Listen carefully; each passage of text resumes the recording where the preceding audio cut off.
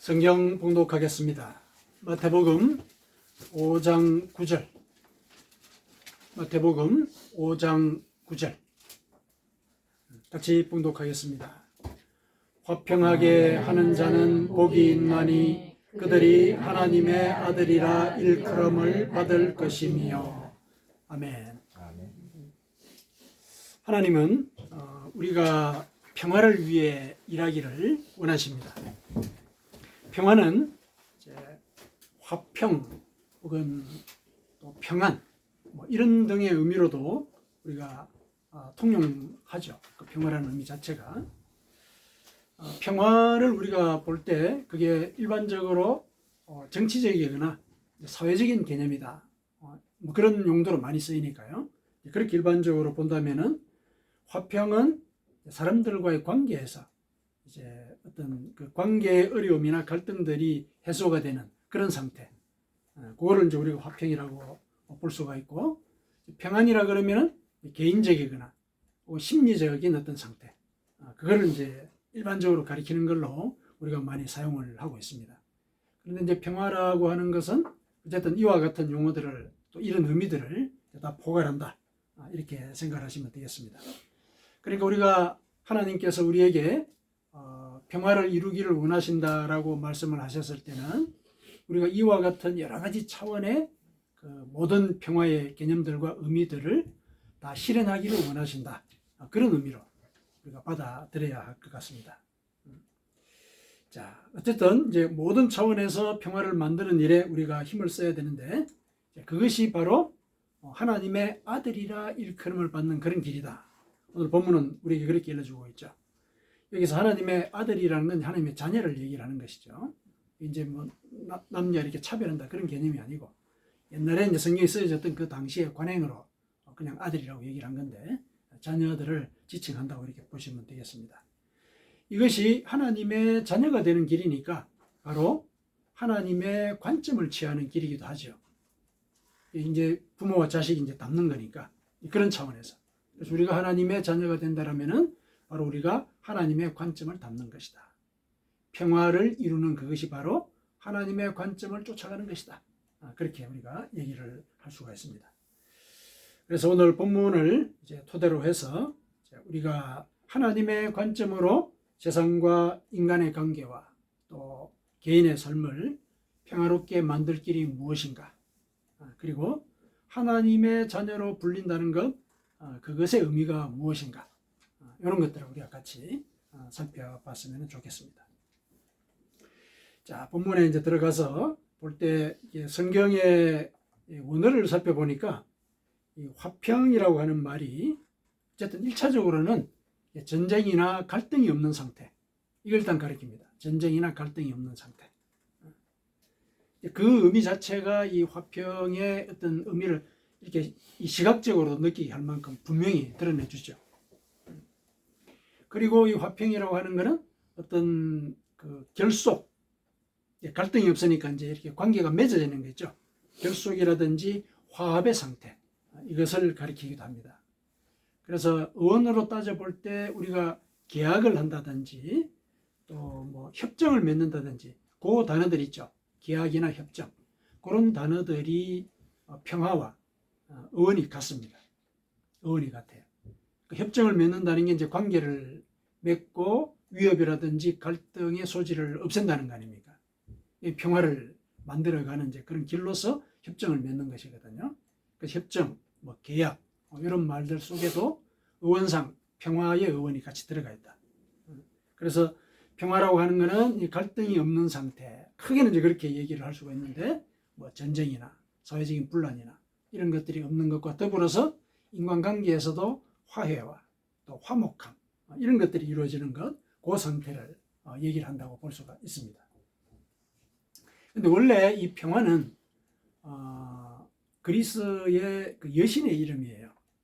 평화라고 이제 번역이 되는데 그리스 여신이 에이레네가 있거든요. 에이레네가 이 영어로 그 평화라고 번역이 되어요. 에이레네가. 이제 에이레네가 하는 일이 그 평화를 유지하고 전쟁을 중지하고 이런 일이었으니까. 그래서 에이레네라고 그대로 사용을 해요. 평화라는 의미로. 헬라어에서는. 그거를 영어로는 이제 평화, peace라고 이렇게 옮겼고, 그 우리말로 이제 평화로 이렇게 옮겼는데, 자, 이 그 평화라는 것이 신의 이름이라고 하는 데 있어서 상당히 그 암시적인 의미가 있어요. 평화라고 하는 것이 하늘과 관련된 일이다. 이런 의미를 우리에게 일러줘요. 그러니까 우리 인간은 평화를 우리 자체적으로 이루기가 어려운데, 평화가 이 땅에 이루어졌다는 것은 그거는 하늘이 도와서 그런 것이다. 이런 의미가 그 속에 들어있는 것이죠. 이 평화라는 것이 바로 신의 이름이라는 데서 그런 의미를 착안할 수가 있죠. 그런 해석을 우리가 용인을 할 수 있는 이유는 우리가 인간 세상을 돌아보면 하루도 분란이 끝이는 날이 없거든요. 세계 어느 곳에서는 전쟁이 벌어지고 있고 갈등이 벌어지고, 그런 일이 없다 하더라도 인간관계에서 또 다툼이 생기고, 그렇죠. 뭐 그런 일이 없으면 내 속에서 또 분란이 생기죠. 내 속에서 내 마음이 복잡해진단 말이죠. 이런 일들이 있기 때문에 인간 사회의 조건을 돌아볼 때는 인간이 평화를 만들기는 어렵다. 인간의 조건이 그러하다. 그래서 이 평화라고 하는 것이 이 땅에 도래할 때는 그거는 하나님의 은혜가 있어야 된다. 이렇게 우리가 해석을 할 수 있습니다. 왜 그렇게 또 해석을 하냐면 성경적인 근거도 있죠. 예수님께서 이 땅에 인간의 몸을 입고 오시지 않으셨습니까? 탄생을 하셨을 때 천사들이 뭐라고 찬양을 했습니까? 지극히 높은 곳에서는 하나님께 영광이요, 땅에서는 하나님이 기뻐하신 자에게 평화로다, 이렇게 얘기하거든요. 기뻐한 자에게 평화로다. 그러니까 하나님이 인간의 몸을 입고 태어나신 그것이 인간에게는 평화가 주어지는 일이다, 그 말이죠. 천사가 이제 그런 의미를 담고 찬양을 한 거죠. 그래서 이 평화라고 하는 것은 성경에서도 이거는 하나님의 은혜다, 이런 말을 우리에게 일러주고 있는 것이죠. 실제로 예수님께서 이 땅에 오셔서 하신 일이 바로 평화를 만드는 일이었죠. 제일 크게는 하나님과 우리와의 사이에 막힌 죄의 담을 허셨죠. 죄의 담을 허셨습니다. 당신이 십자가에 못 박혀서 돌아가심으로써 죄인으로서 죽었단 말이죠. 죄인으로서 죄를 짊어지고 돌아가셨단 말이죠. 그래서 하나님과 우리를 막고 있던 예를 들면 소통의 담이 허물어진 거예요. 소통을 막고 있던 그 담이 허물어진 것입니다. 평화를 이루어 주신 것이죠. 그리고 사역기간 내내 인간의 이 병을 고쳐주시고, 또 미망에서 깨어나도록 진리를 가르치시고, 그리고 참된 구원의 길을 또 설파를 하셨거든요. 이런 일들이 결국은 평화를 만들어내는 그런 모든 과정 속에서 이루어진 일들이었습니다. 예수님께서 실제로 그런 일을 하셨고, 그런 일은 예수님만 하실 수 있는 일이었죠. 어떻게 사람이 사람을 살릴 수가 있어요? 죽은 사람을. 예수님이 하신 일이 그런 일이거든요. 그러니까 이 평화라고 하는 것은 하늘의 은혜가 결부되는 그런 일이다. 그 사실을 우리가 기억을 할 필요가 있겠습니다. 실제로 우리 삶을 돌아볼 때 그렇게 인정을 하지 않을 수가 없는 것이죠. 자, 그렇다면 우리가 평화를 이루기가 어려운데 왜 오늘 본문은 사실상 우리에게 평화를 이루라고 명령을 하고 계시는가? 이 우리 살펴봐야 되겠죠. 여기 화평하게 하는 자는 복이 있나니, 복이 있다는 얘기는 화평하게 하도록 하라는 얘기죠. 복을 받고자 하면 화평을 이루도록 하라, 이런 얘기잖아요. 우리가 평화를 이룰 수 없는 조건이라는 것 우리가 서로 인정하고 또 성경에서 근거를 찾았는데 왜 하나님은 우리 보고 화평을 이루라고 이렇게 명령을 하실까? 이 모순되게 들리는 부분이 있지 않습니까? 왜 이런 명령을 하셨을까? 자, 그건 이제 뭐냐 그러냐면은 1차적으로는 예수님이 인간의 몸을 입고 이 땅에서 사시면서 평화의 길을 걸어가셨죠. 인간의 몸을 입고 하셨다는 얘기예요. 그러니까 불가능한 일은 아니라는 것을 알려주시는 겁니다. 왜 불가능한 일이 아니라고 얘기할 수 있느냐 하면은 하나님이 인간에게 무언가를 명령을 하실 때는 그거 너희 능력으로 해라, 이런 차원에서 명령하시는 게 아닙니다. 항상 명령을 하셨을 때는 네가 움직일 때 내가 도와줄 것이다. 그게 전제가 되어 있는 거거든요. 선지자들이 자기의 목숨을 이렇게 걸고 폭군 앞에 가서 직언을 할 때 인간으로 얼마나 두렵습니까? 근데 선지자들이 가거든요. 가는 이유는 뭐냐면은 항상 그 선지자 곁에는 하나님이 함께 계신단 말이죠. 그래서 하나님의 말씀을 대언하는 거예요. 그래서 두려움이 없는 거죠. 인간이 인간의 생각을 예를 들어서 폭군 앞에 가서 목숨을 걸고 내건다는 것은 이건 굉장히 어려운 일이죠. 목숨을 내거는 일이니까. 근데 하나님이 그 일을 하게 만드시니까 할 수 있는 거거든요. 목숨도 내놓을 수 있는 거란 말이죠. 그래서 항상 하나님이 우리에게 이 일을 하라고 심정적으로 우리에게 오늘날 명령을 하신다면 내가 그 일을 시도하고자 할 때 하나님은 항상 곁에서 도와주신다. 이 하나님의 약속입니다. 하나님은 우리가 구원받기를 원하시지 않습니까? 구원받기를 원하시거든요. 근데 그 구원은 우리가 할 수 없다는 것은 분명히 우리가 알고 있지 않습니까? 그러면은 그 구원의 길에 있어서 우리가 어떤 일을 할 수 있을까? 할 수가 없다. 그 이제 모순이 생기는데 그 일을 하나님이 같이 해주겠다는 거죠. 그래서 이제 구원을 이루시는 하나님이라고 우리가 고백을 하는 거거든요. 그 일을 하나님께서 하신다는 거. 그래서 이 평화를 이루는 이 일에 대해서 내가 그것을 하나님의 명령이라고 받아들이고 실천을 하고자 한다면은 하나님이 할 수 있도록 영향을 주신다는 거죠. 그래서 이런 명령을 내리신 것이다. 이렇게 이해를 하시면 되겠습니다. 그래서 이제 바울 사도도 이렇게 얘기를 합니다. 이 화평을 이루는 이제 그 길에 대해서 이렇게 권면을 하죠. 로마서 12장 18절에 할 수 있거든 너희로서는 모든 사람과 더불어 화목하라. 모든 사람과 더불어 화목하라라고 바울 사도가 우리에게 권면을 해요. 할 수 있거든 이렇게 얘기한 게 조금 이제 유보적인 모습이 조금 있긴 있지만은 이 말은 유보적인 차원에서 하는 얘기가 아니라 원어를 보니까 이게 할 수 있거든 너희로서는 이 말은 너희가 그 상황에서 주도권을 갖고 있다면 그러니까 너희가 그 일을 하는지 안 하는지를 네가 결정할 수 있다면 이런 뜻이에요. 그러니까 예를 들어서 내가 여기서 저 사람을 비판할 것이냐 하지 않을 것이냐 내 마음에 따른 거잖아요. 내가 결정하기 나름이죠. 내 결정을 내가 할 수 있는 그런 상황이라면은 너는 모든 사람과 더불어서 화목할 것 그거를 염두에 두고 결정해라. 이런 말씀이에요. 유보적인 얘기가 아닌 것이죠. 우리에게 결정권을 넘기는 거죠. 그러니까 네 마음속에 화평을 이루고자 하는 그런 생각을 가져라. 그리고 그 일을 실행해라. 이 얘기를 사실상 권면하고 있는 거거든요. 그런 의미로 이해를 하시면 되겠습니다. 그러니까 할 수 있거든 너희로서는 아니면 네가 그 상황에서 스스로 결정할 수 있는 그런 여지가 있다면 모든 사람과 더불어 화목해라. 이렇게 이제 권면을 하고 있습니다. 그러니까 이런 이제 권면은 이제 화평이 깨진 상태, 이제 갈등이 있는 상태를 이제 전제로 하는데, 바울 사도가 이와 관련되어서 구체적으로 그러면은 모든 사람과 화목하는 길이 뭔가, 이거를 우리에게 일러주고 있습니다. 그 권면의 바로 앞에 그 자세한 내용들이 나오는데요. 그게 이제 로마서 12장 14절부터 17절까지예요.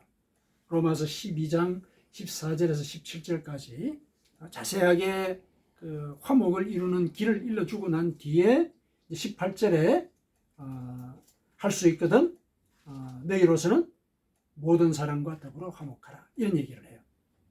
그러니까 모든 사람과 더불어 화목하는 길 그게 앞에 먼저 제시가 된다는 얘기죠. 그걸 우리가 오늘 주목해서 살펴보도록 하겠습니다. 자, 로마서 12장 14절에서 17절을 보니까 너희를 박해하는 자를 축복하라. 축복하고 저주하지 말라. 즐거워하는 자들과 함께 즐거워하고 우는 자들과 함께 울라. 서로 마음을 같이 하며 높은 데 마음을 두지 말고 도리어 낮은 데 처하며 스스로 지혜 있는 채 하지 말라. 아무에게도 악을 악으로 갚지 말고 모든 사람 앞에서 선한 일을 도모하라. 구체적으로 이렇게 알려주고 있죠. 크게 이제 4구절인데 이 4개의 항목이 사실은 사람들과의 화목을 이루는 데 있어서 아주 핵심적인 요소를 일러주고 있습니다. 그래서 이 화평하게 하는 자라고 얘기했을 때 여러 가지 방법들을 우리가 생각할 수 있는데 오늘은 바울 사도가 우리에게 일러준 요 네 가지 사항, 여기에 집중해서 그 화평을 이루는 길을 우리가 같이 한번 살펴보도록 하십시다. 자, 화평을 이루는 이 길, 앞서도 말씀을 드렸지만 인간적인 힘으로는 하기가 참 어렵습니다. 기본적으로 참 어렵거든요. 너희를 박해하는 자를 축복하라. 이 가능합니까? 나를 박해하는데. 박해한다는 얘기는 뭐냐면은 내가 어떤 의로운 명분을 갖고 있는 거예요. 근데 그 의로운 명분을 하지 못하도록 방해하기 때문에 그걸 박해라고 그러는 거죠. 내가 의로운 명분을 갖고 있을 때 누가 박해라는 거 견디기 힘들죠. 그렇죠. 우리는 누가 내가 잘못하더라도 나를 지적을 하면 그 사실 기분이 나쁜데 내가 의로운 일을 하고 있단 말이죠. 그 명분에 대해 의식을 하고 있어요. 그 상황에서 그걸 못하도록 박해를 하고 비판을 하고 그런다면 이 폭발하죠. 이 도덕심까지도 이렇게 막 동원해가지고 상대방을 저주할 수 있거든요. 그게 우리 일반적인 상태이지 않습니까? 일반적인 상황. 근데 바울 사도가 뭐라 하냐면 너희를 박해하는 자를 축복해라. 이게 무슨 말입니까? 이게 인간으로서는 참 어려운 일이죠. 근데 가만히 살펴보니까 박해하는 자를 축복하란 말이 상당히 그 모순되는 측면이 좀 있어요. 문자 그대로 물론 그렇지만은 예를 들어서 박해라고 하는 것이 의로운 명분을 압박하는 것이라고 얘기한다면은 그 의로운 명분을 압박하는 자를 축복한다는 얘기는 의로운 명분을 포기하라는 이런 의미로도 이해가 되는 거거든요. 그렇지 않습니까? 그렇게도 이해가 될 여지가 있거든요. 이게 조금 논리가 조금 이렇게 우리가 이해하기 좀 어려운 부분이 있다. 이렇게 이제 생각을 할 수가 있습니다. 그리고 또 이어서 축복하고 저주하지 말라. 이런 말까지 덧붙이고 있거든요. 그래서 이 원어를 다시 한번 살펴봤습니다. 여기서 축복하다라는 단어를 뭘 가지고 썼는지. 이 원어를 살펴보니까 이 축복하다는 높게 평가하다 이런 뜻이에요. 그러니까 다르게 얘기하면은 저주하지 말라는 얘기예요. 상대방에 대해서. 그 말을 종교적으로 축복이라는 말로 바꾸어서 표현한 것뿐이에요. 그러니까 결국은 축복하라는 얘기는 저주하지 말라. 너를 박해하는 자를 저주하지 마라. 그런 의미로 이해를 하시면 돼요. 그러면 이제 그 논리적인 모순이 좀 해소가 되겠죠. 너를 박해하는 자, 네가 의로운 일을 하고 있는데 그걸 못하도록 압박하는 자, 그 사람에 대해서 저주하지 말아라. 왜 이렇게 해석을 하냐면 그 근거가 또 뒤에 나오는 거예요. 축복하고 저주하지 말라. 이거 사실 반복해서 하는 얘기잖아요. 축복하고 저주하지 말라라는 말을 살펴보니까 축복하고라는 이제 거기에 하고라는 말이 즉 다시 말해서 이런 의미로도 해석이 되는 단어예요. 즉 다시 말해서 그러니까 축복하는데 그 말이 무슨 말이냐면은 저주하지 말라는 뜻이다. 이렇게 이해를 하시면 돼요. 그러니까 너희를 박해하는 자, 우선 이렇게 화평이 깨진 거잖아요. 박해가 벌어지고 있으니까 이 화평이 깨진 이 상태에서 네가 그 화평을 깬 자에 대해서 저주를 하게 되면은 오히려 이 화평이 깨진 그 상태가 더 심화된다. 그러니까 저주하지 말아라. 저주하지 말아라. 그 얘기를 하는 것이죠. 이것과 관련되어서 예수님께서도 말씀을 하셨거든요. 예수님께서도 말씀을 하셨어요. 뭐라고 말씀하셨냐면은 우리 잘 알고 있는 내용이죠. 마태복음 5장 44절이죠. 너희 원수를 사랑하며 너희를 박해하는 자를 위하여 기도하라. 그랬습니다. 기도하라. 그러니까 우리가 저주하지 않고 그 사람을 위해서 기도하는 것. 이것이 박해자를 상대하면서 우리가 그 상황에서 화평을 이루는 길이라는 거예요. 그렇게 이해를 하시면 되겠습니다. 그래서 나를 박해하고 나를 힘들게 하는 자, 저주하고 같이 비판하게 되면은 그거는 화평을 깨는 거예요. 내가 화평을 깨는데 기여하는 거예요. 그 상황에서 화평을 이루고자 한다면은 나를 박해하는 자를 저주하지 말고 그를 위해서 기도해라. 예수님께서도 그 원수에 대해서 기도하라 그랬지 축복하라 이런 얘기는 안 하셨거든요. 그렇죠? 5장 44절의 말씀이 그거죠. 네. 너희 원수를 사랑하며 너희를 박해하는 자를 위하여 기도하라 그랬습니다. 그러니까 바울 사도가 얘기한 그 축복하라는 그 이야기는 저주하지 말아라. 그런 의미로 이해를 하시면 되겠습니다. 네, 그것이 이제 우리가 화평을 이루는 첫 번째 길이다. 이렇게 바울사도가 우리에게 일러주고 있습니다. 두 번째 보실까요? 두 번째는 이제 로마서 12장 15절이죠.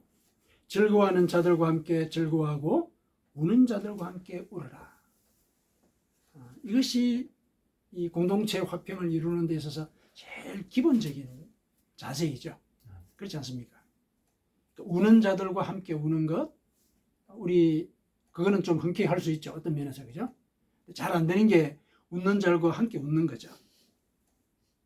우리는 예를 들면은 다른 사람이 이렇게 잘된 것에 대해서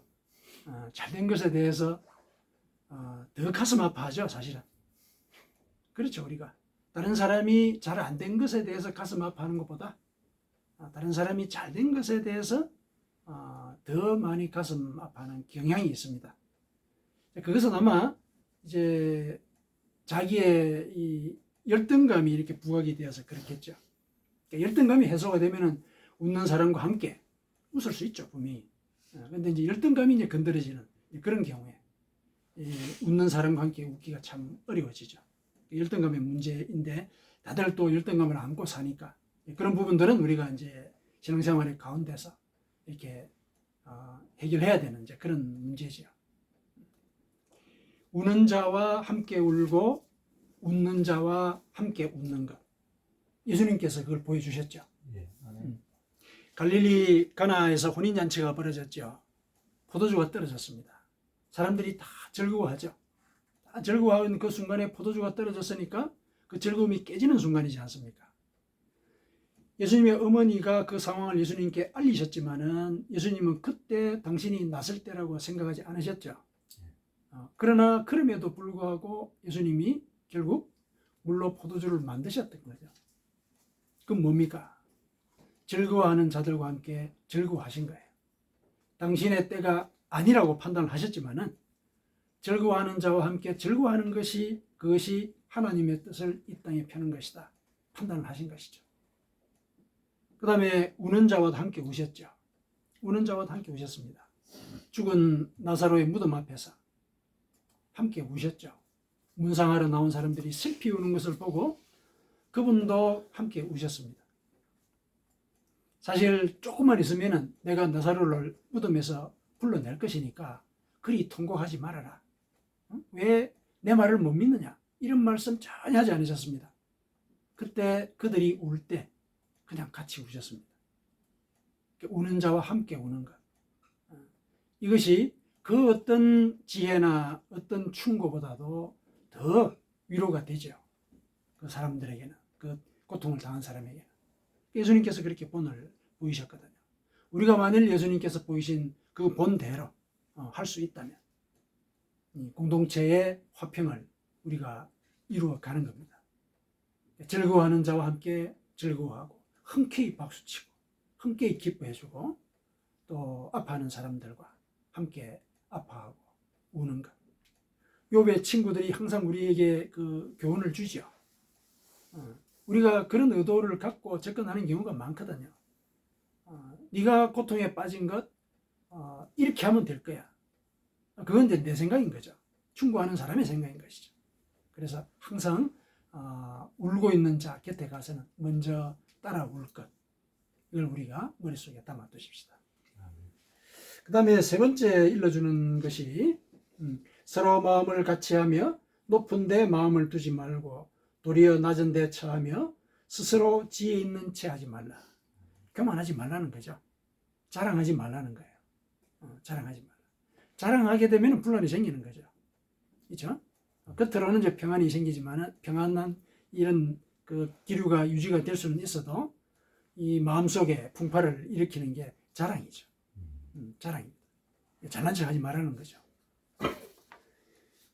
예레미야서에 이렇게 하나님께서 이렇게 말씀을 하시죠. 지혜로운 자는 그의 지혜를 자랑하지 말라. 용사는 그의 용맹을 자랑하지 말라. 부자는 그의 부함을 자랑하지 말라. 자랑하는 자는 이것으로 자랑할지니 곧 명철하여 나를 아는 것과 나 여호와는 사랑과 정의와 공의를 땅에 행하는 자인 줄 깨닫는 것이라. 나는 이 일을 기뻐하노라. 예레미야 9장 23절에서 24절이에요. 예레미야 9장 23절 24절. 자랑하지 말라는 거예요. 자랑을 하려면은 내가 하나님의 뜻을 따르고 있는 것을, 그것을 몸으로 보여주는 것. 말로 이렇게 그런 걸 드러내는 것이 아니라 몸으로 보여주는 것. 그걸 하나님은 기뻐하신다. 이렇게 일러주고 있습니다. 실제로 여기서 서로 마음을 같이 한다는 것, 이게 우리가 한자말로 평화할 때 화하고 통하는 거죠. 화. 서로 마음을 같이 한다는 거죠. 화와 통하고. 그 다음에 예를 들면서 높은 데 마음을 두지 말고 낮은 데 치하여, 자기를 높은 데 둔다면은 다른 사람과 격차를 두는 거죠. 차이를 두는 거죠. 그러니까 이 다른 사람을 이렇게 하시하는 이런 일들, 이거는 옳지 않다. 그렇게 하지 마라. 오히려 너를 낮춰라. 이게 바로 평에 해당하는 거죠. 평화의 평에 해당하는 거죠. 평화의 그 단어의 뜻을 그대로 실현하는 것이 그 인간관계에서 자랑하지 않는 것. 이게 이제 그 첫걸음이라는 거죠. 그것을 우리에게 일러주고 있습니다.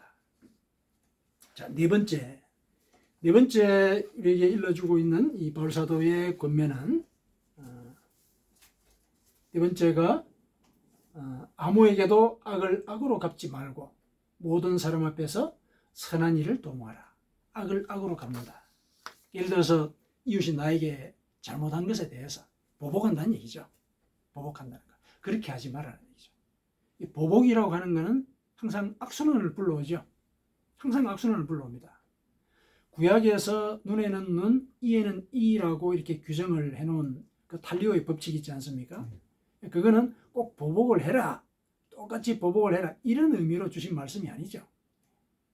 인간들이 자기에게 누군가 상해를 가했을 때 복수를 할 수는 있어요. 이 정의의 문제가 거기에 개입이 되니까. 복수는 할 수는 있는데 대개 그 정의를 구현한답시고 하는 일들이 자기가 받은 상해보다도 더 심하게 한단 말이에요. 더 심하게 해요. 예를 들면은 눈을 누가 다치게 했단 말이죠. 눈을 다치게 했어요. 그럼 이제 화가 막 날 거 아니에요.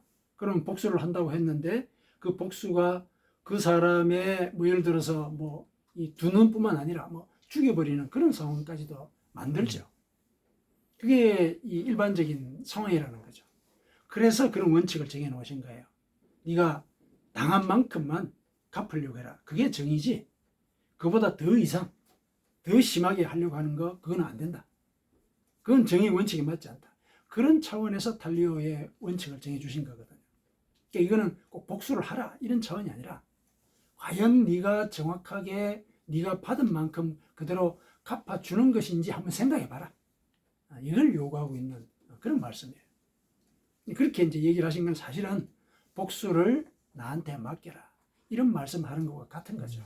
실제로 하나님은 복수를 나한테 맡기라고 구약에서 누누이 말씀을 하시거든요. 나한테 맡기라. 그래야 이 보복의 악순환이 끊어진다. 하나님이 예를 들어서 정의의 차원에서 심판을 하시는 거, 그거는 하나님은 너희가 행한 대로 그대로 심판을 하시는 분이기 때문에 정확하게 정의를 세워주신단 말이죠. 근데 인간은 그러지는 못해요. 그러니까 복수를 하나님께 맡기는 거예요. 그러면 하나님께 맡기라 그러면은 그럼 우리는 그냥 억울한데 가만히 그러면 참고 있어야 됩니까? 물론 그런 얘기를 할 수가 있죠. 물론 이 보복을 하는 데 있어서 정의를 세우는 데 있어서 정당한 절차들은 있습니다. 정당한 절차를 밟아서 정의를 세우는 길들이 있지요. 예를 들면 이제 율법이 있다는 게 바로 그거예요. 율법이라고 하는 것은 정의를 너희 사회 속에서 내가 세워주겠다.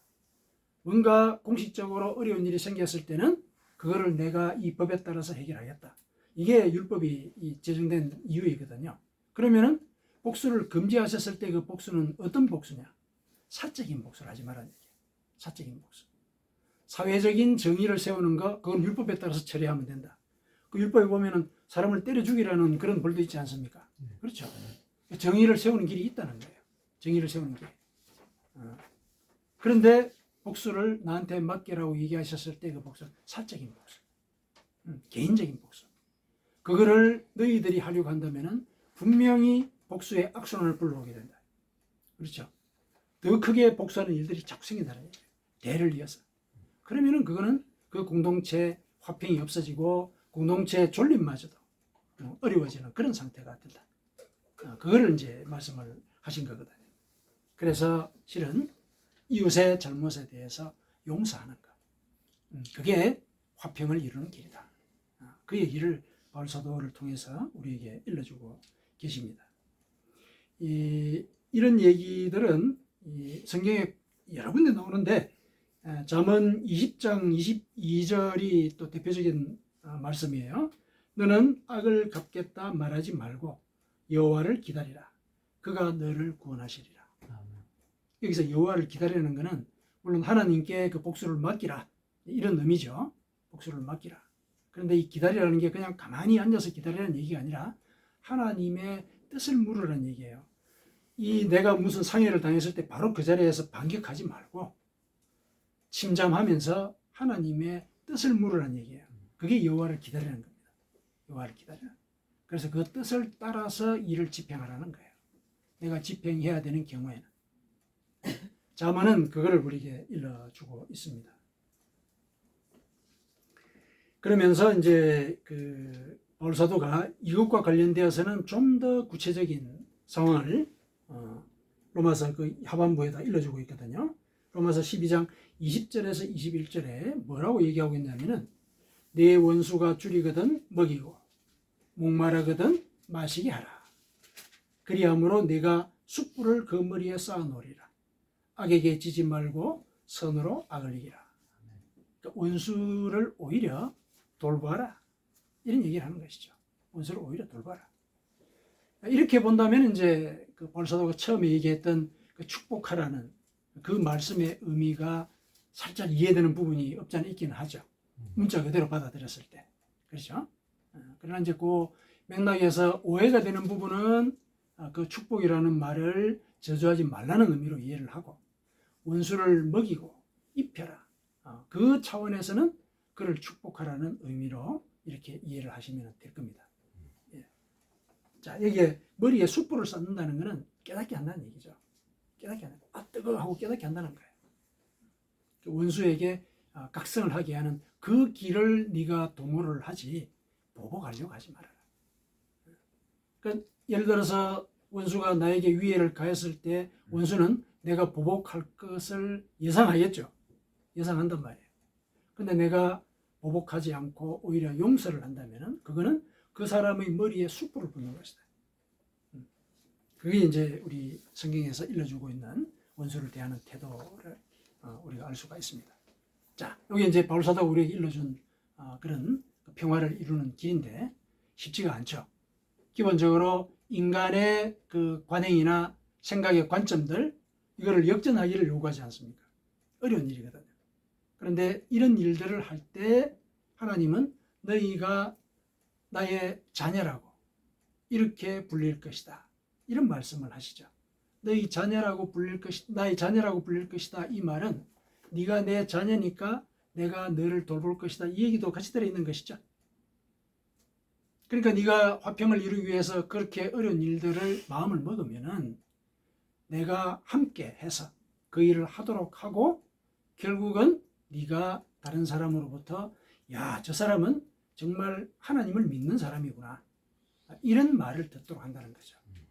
그러니까 하나님의 성품을 담는 자로 살아가도록 하나님께서 우리를 만들어 가시겠다. 이런 약속이 그게 들어있는 것입니다.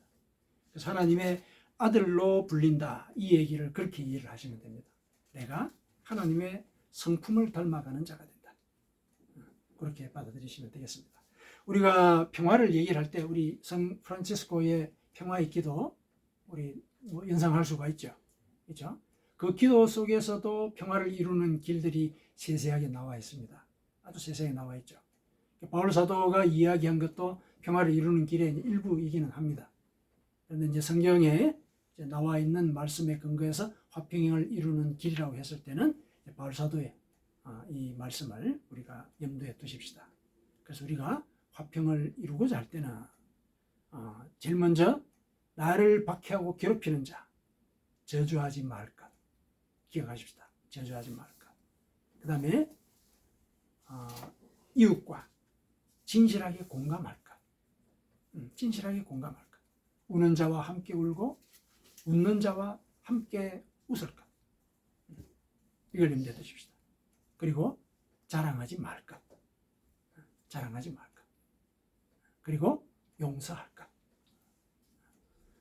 이렇게 할 때 우리는 하나님의 자녀로서 살아갈 수 있게 되는 것입니다.